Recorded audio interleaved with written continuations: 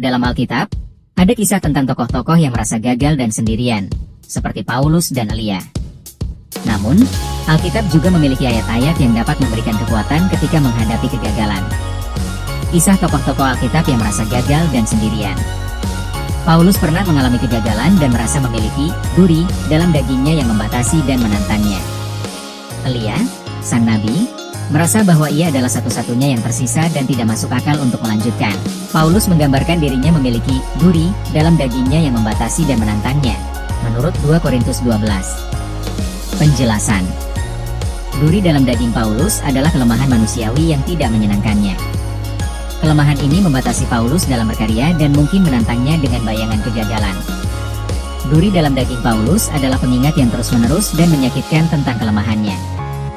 Duri dalam daging Paulus bukan untuk merendahkannya atau membuatnya tertekan.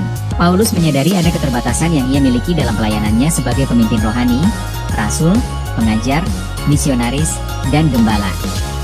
Paulus sudah 3 kali berseru kepada Tuhan, supaya utusan iblis itu mundur daripadanya.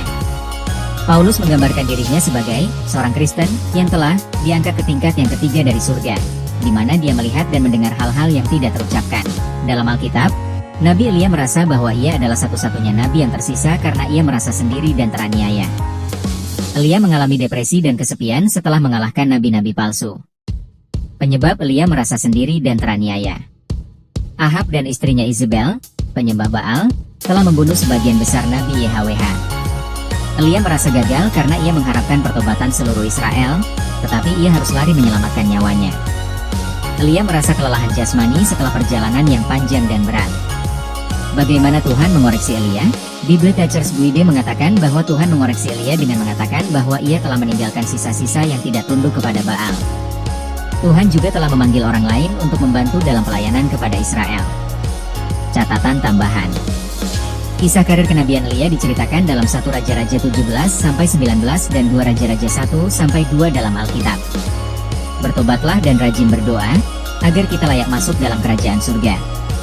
Tetap sebarkan firman Tuhan.